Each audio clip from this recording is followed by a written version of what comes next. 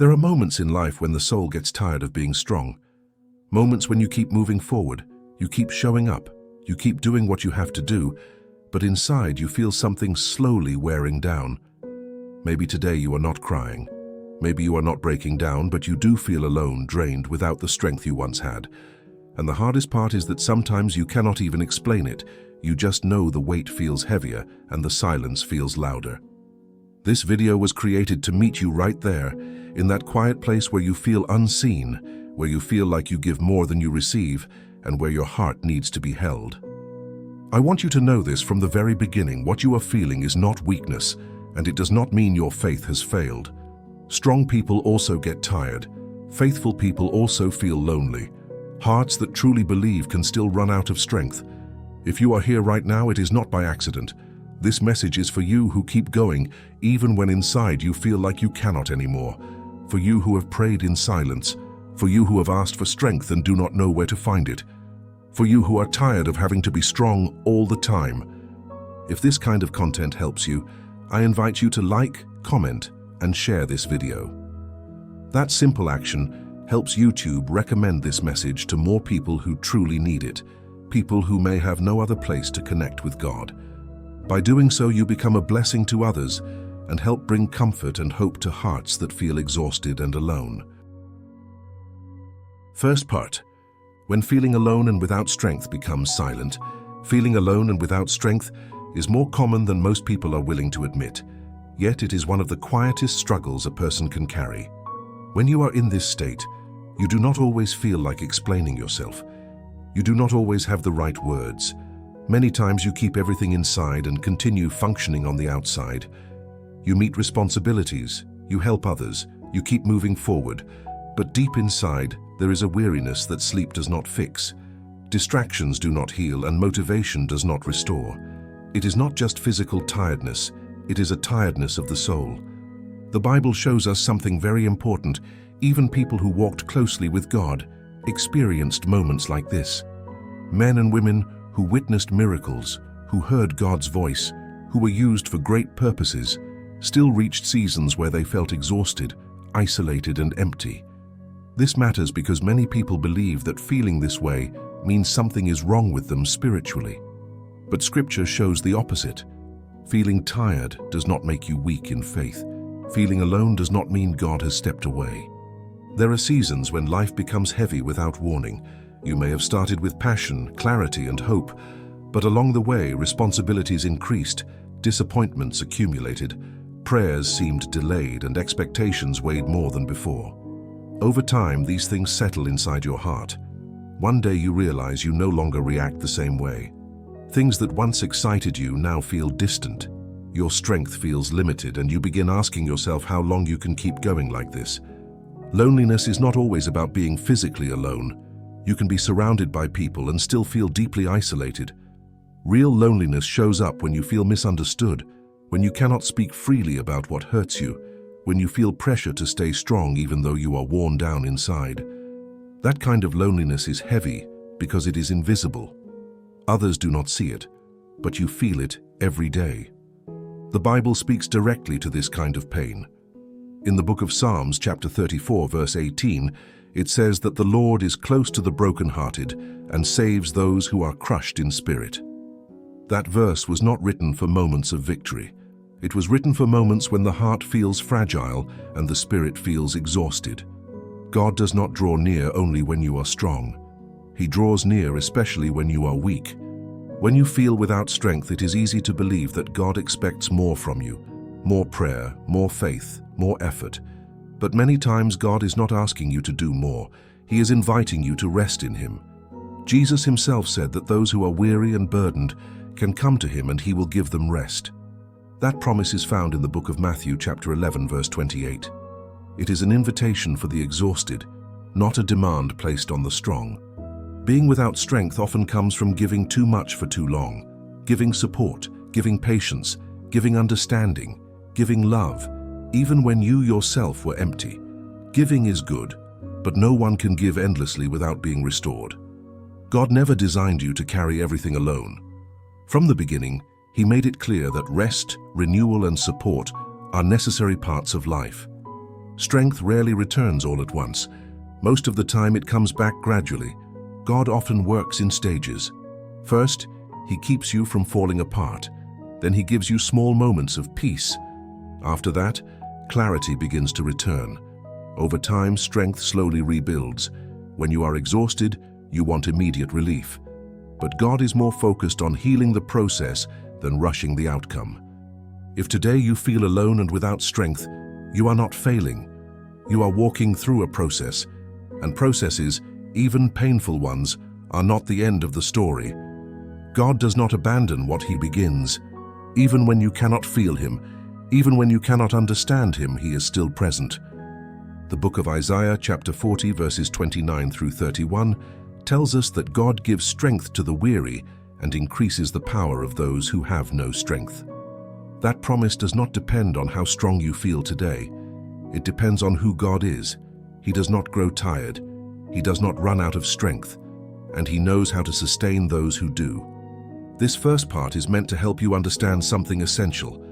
Feeling alone and without strength does not push you away from God. Very often, it places you right where God begins to work most deeply. Not to break you, but to rebuild you in a healthier, stronger, and more grounded way. Second part. When God is silent and you feel empty. One of the hardest experiences in the spiritual journey is feeling alone while God seems silent. You pray, you wait, you search, but nothing feels clear. There are no strong emotions, no obvious answers, no immediate sense of peace. And in that silence, exhaustion grows heavier, because you are not only carrying your pain, you are also carrying the feeling that God is not speaking the way He used to. This is the point where many people become discouraged, where faith feels fragile and where doubts begin to quietly grow. But this truth needs to be said clearly. God's silence is not abandonment. Even though it feels that way, even though it can be painful, silence does not mean absence. Throughout the Bible, we see God remaining silent in crucial moments, not as punishment, not as rejection, but because He is working on something deeper than what can be immediately seen. Some things are formed in silence. Some strength is built when answers are delayed. Often we want God to speak so our anxiety will go away, so the pain will lessen, so the waiting will end quickly. And sometimes God does speak in those ways, but other times He allows silence because He is teaching us how to remain, how to trust even when we feel nothing. The deepest faith is not formed when everything feels good.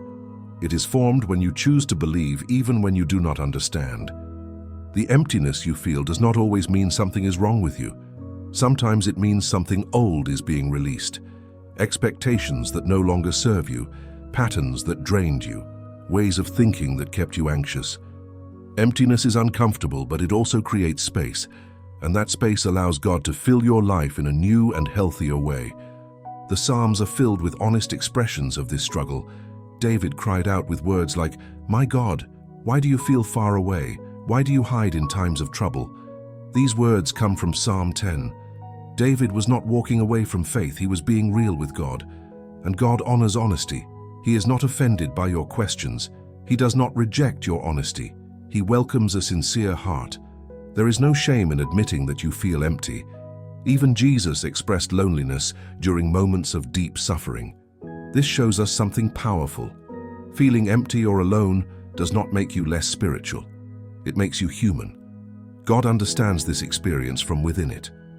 When God is silent, He is often strengthening your inner foundation, not to test you harshly, but to deepen your trust. Silence reveals what your faith is rooted in, whether it depends only on feelings or whether it can stand even when feelings disappear. This kind of faith takes time, and it is formed through moments like these.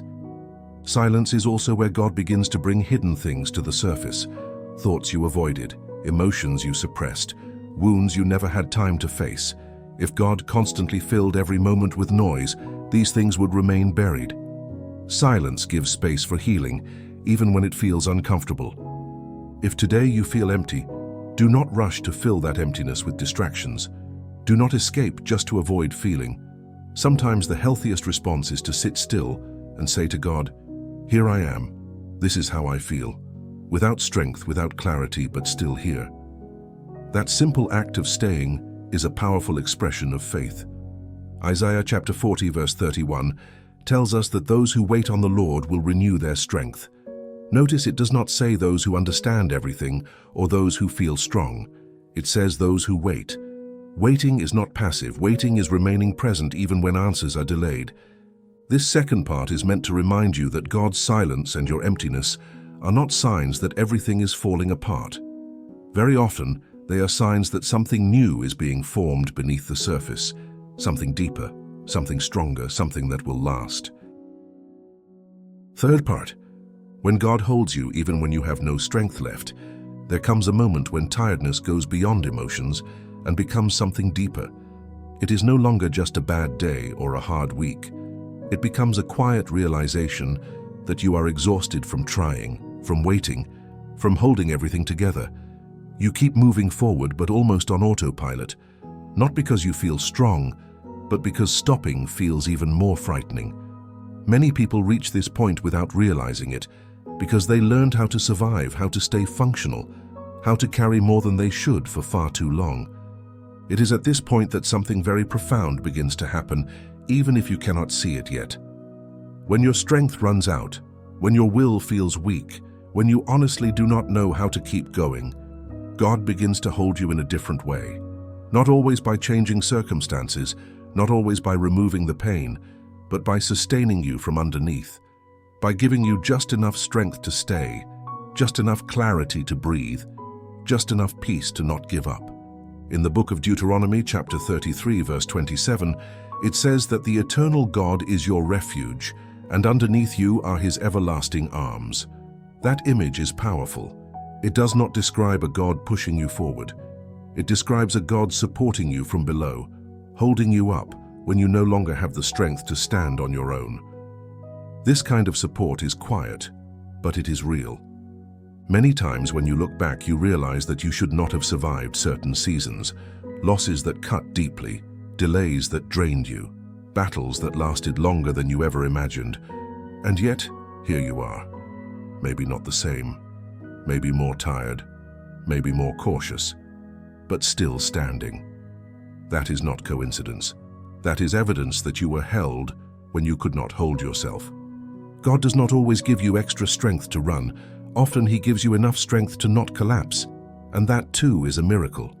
We tend to celebrate visible victories, dramatic changes, and powerful breakthroughs. But God often works in the quiet endurance, in waking up again, in choosing not to quit, in continuing even when joy feels distant. There is a belief many people carry when they are exhausted, that God expects them to be strong all the time, that he wants more effort, more discipline, more resilience. But Scripture shows something different. It shows a God who understands human fragility. Psalm 103 reminds us that God knows how we are formed and remembers that we are dust. That means he knows your limits. He does not demand more than you can carry. When you have no strength left, God does not shame you. He does not push you harder. He does not tell you to hurry up. He holds you. He invites you to rest, not just physically, but internally. To release the pressure of having everything figured out, to let go of the idea that you must handle everything alone. Even Jesus took time to withdraw, to rest, to step away from constant demands. Not because he was weak, but because rest is part of wisdom. That tells us something important. Pausing does not mean failure. Resting does not mean you lack faith. Sometimes resting is the most faithful thing you can do. God often sustains you through small, almost invisible things, a word that reaches you at the right moment, a message that appears when you are close to giving up, a person who checks on you without knowing what you are carrying, a sense of calm that makes no logical sense. These moments may seem ordinary, but they are not random. They are signs that you are being supported. If today you feel like you have nothing left to give, do not condemn yourself for that. You are not required to be who you were before. God is not trying to take you back to an exhausted version of yourself. He is shaping something healthier, something more aware, something more rooted. This third part is meant to remind you of a simple but powerful truth. If you are still here, if you are still breathing, if you are still listening, it is not because of your strength alone. You are being held, even now, even in weakness, even in silence. Fourth part, Why God allows you to reach your limit. Reaching your limit is one of the most misunderstood experiences in the spiritual journey. No one wants to get there. No one plans for it. Yet many people arrive at a place where they feel completely drained, emotionally fragile, and unsure of how to keep going. When that happens, a deep question often rises inside the heart. Why did God allow this to go so far? Why did He let me reach this point? It is important to understand this clearly. God does not take pleasure in your suffering. He is not watching your exhaustion with indifference. But there are moments when He allows you to reach your limit, because that limit reveals things that could not be exposed any other way.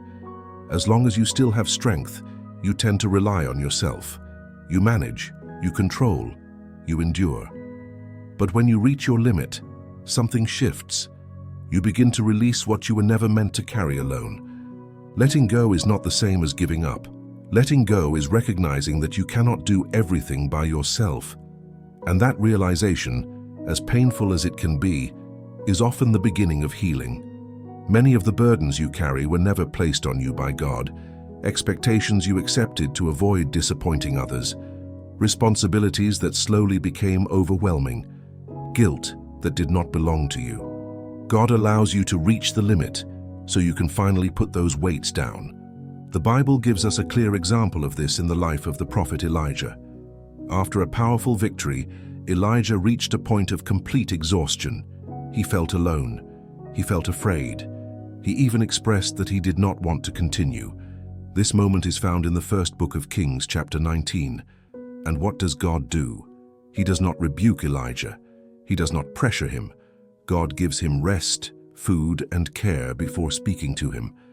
This shows us something important about God's heart. Restoration comes before instruction. Many times you are searching for answers when God is first trying to heal you. You want explanations while your soul is still tired. You want clarity while your heart is still overwhelmed. But God knows that a weary mind cannot process well, and a tired heart cannot decide wisely. Reaching the limit slows you down. It forces a pause, and sometimes that pause is protection.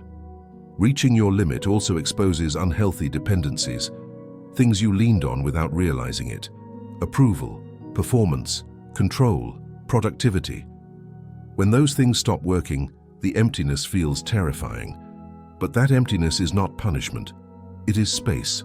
Space for God to take the place of what was never meant to sustain you. Here is a hard but freeing truth. Sometimes God allows you to reach your limit, because if He did not, you would keep surviving instead of healing. You would keep functioning instead of resting. You would keep appearing strong while slowly breaking inside. The limit becomes a forced pause, and that pause can save you. The Psalms describe God as the one who leads us beside quiet waters and restores our soul. Restoration requires stillness. It does not happen while you are constantly running. And although stopping can feel uncomfortable or even frightening, it is often the only moment when you finally hear what your soul has been trying to say. If today you feel like you have reached your limit, do not see it as the end. In many cases, it is the beginning of something healthier. God does not bring people to the limit to destroy them. He brings them there to rebuild them from a stronger foundation. We often associate limits with failure, but God often uses them as turning points. This fourth part is meant to help you understand something essential. Reaching your limit does not mean God let go of you. Very often it means God stepped in to stop you, to protect you, to heal you, and to teach you a different way to live. Not from constant pressure, but from trust and rest in Him. Fifth part, the quiet signs that God is already restoring you. God's restoration almost never begins loudly. It usually does not start with strong emotions or dramatic changes. Most of the time it begins quietly, so quietly that you might think nothing is happening at all. But while you may not see it yet, something is already shifting inside you. And understanding this is important because many people give up right when restoration has already begun. One of the first signs that God is restoring you is honesty. You stop pretending that everything is fine. You no longer have the energy to hide your exhaustion or wear a mask of strength. You begin to admit that you are tired, that something hurt you deeply, that you need help. This honesty may feel uncomfortable, but it is healing. What is acknowledged can be healed. What is hidden continues to drain you. Another quiet sign is that certain things you once tolerated now feel heavy or unnecessary. Conversations that feel empty, environments that drain you, relationships that demand more than they give. This does not mean you are becoming weaker. It means you are becoming more aware. God is refining your sensitivity, not to isolate you, but to protect your heart. You may also notice subtle changes in the way you think. Perhaps you are less harsh with yourself. Perhaps you no longer push yourself as aggressively as before. Perhaps you are learning to respect your limits instead of fighting them. These shifts may not feel impressive, but they are deeply meaningful. They show that God is gently reordering your inner world. Scripture teaches that God works from the inside out. He heals the heart first, then the mind, then the decisions, and eventually the circumstances. But we often want the opposite. We want external changes to fix how we feel inside. God changes the inside so you can walk through the outside with greater stability. Another sign of restoration is a more sincere relationship with God.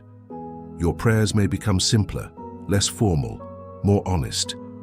You may stop trying to say the right words and start speaking from the heart. You may find yourself seeking God not just for answers, but for companionship. This kind of connection builds a much stronger foundation than faith driven only by emotion. You may also begin to experience small moments of relief, not complete joy yet, but calm. Not full clarity, but peace. These moments may be brief, but they are significant. They are signs that God is working, giving you exactly what you need for this stage of the process. The Book of Lamentations reminds us that God's mercies are new every morning. Restoration does not arrive all at once. It comes daily, in portions.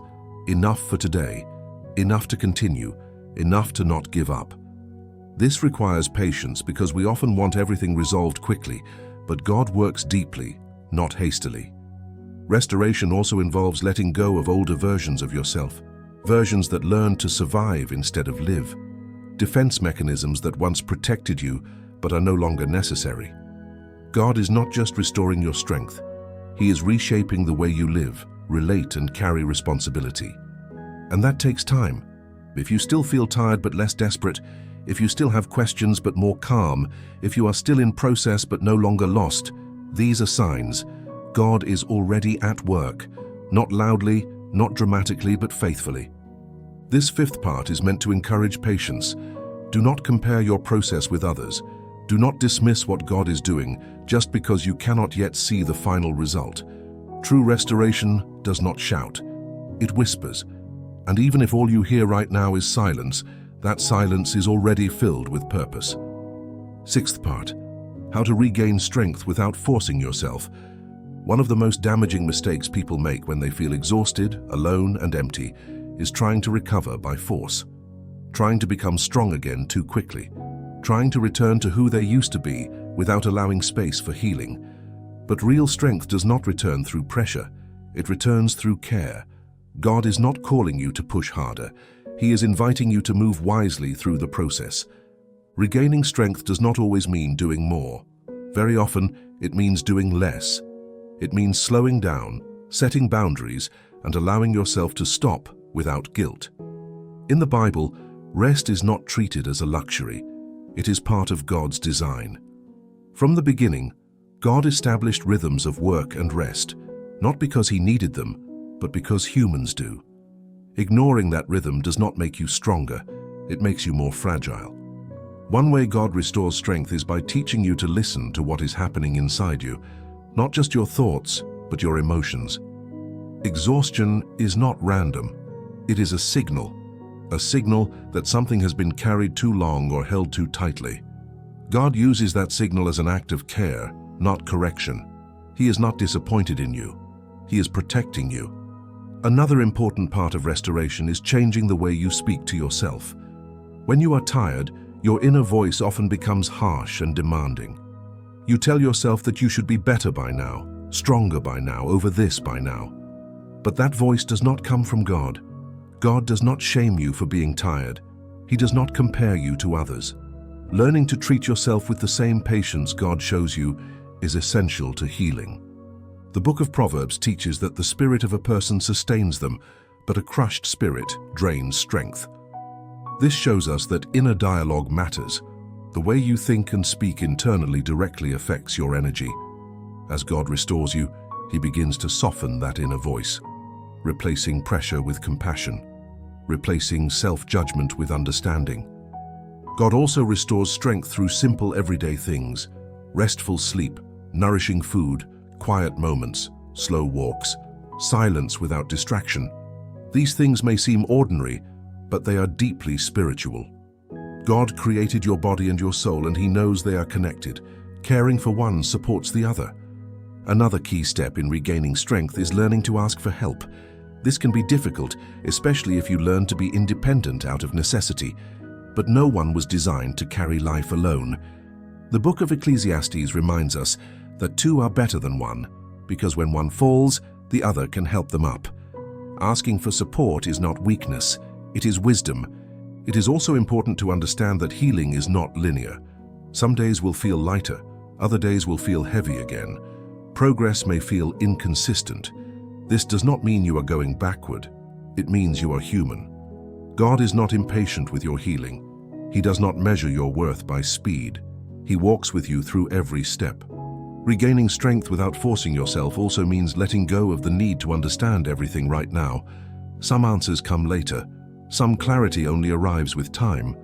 God does not require full understanding. He asks for daily trust, just enough for today. If you notice that you are becoming more gentle with yourself, more intentional with your energy, more aware of your limits, that is not weakness. That is healing. God is not restoring your strength so you can return to the same patterns that drained you. He is restoring you so you can live differently. This sixth part is an invitation to release pressure, to stop fighting yourself, to allow healing to unfold at a natural pace. Strength is not rebuilt through force. It is rebuilt through care, and God walks with you through that care patiently and faithfully. Seventh part, when loneliness becomes a place of encounter with God.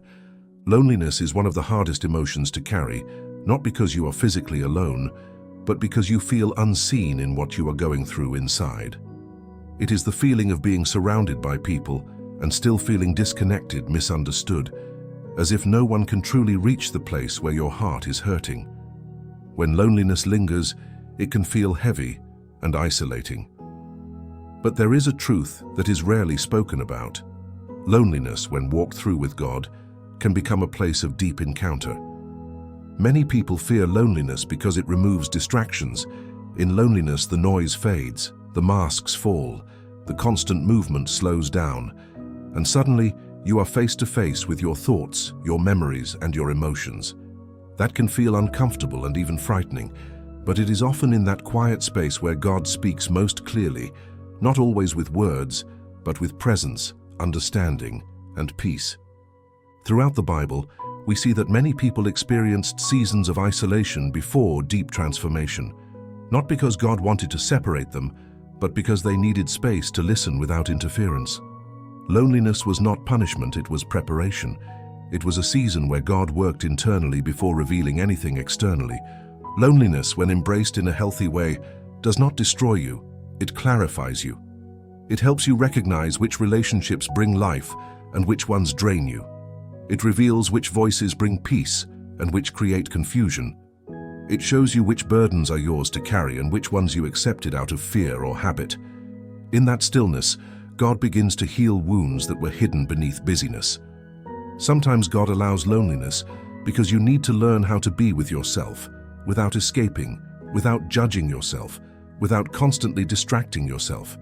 Many people spend their lives avoiding stillness because stillness reveals what has been ignored. God does not meet you there to accuse you.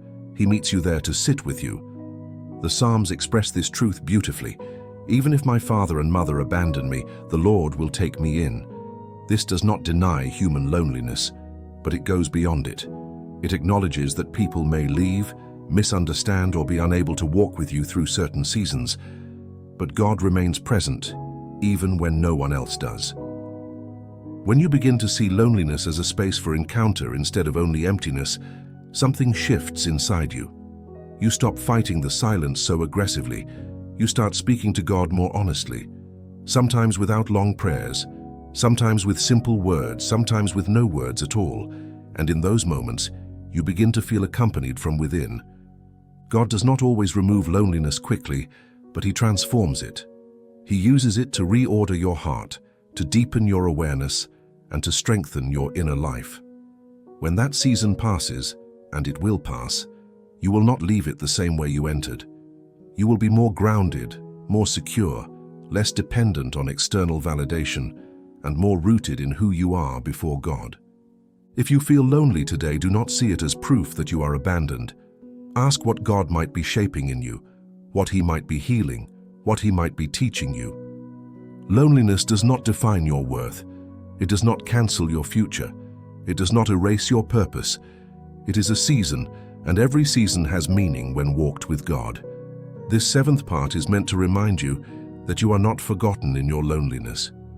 God is not distant in this moment. He is closer than you realize. Not always loud, not always dramatic, but present, steady, and attentive.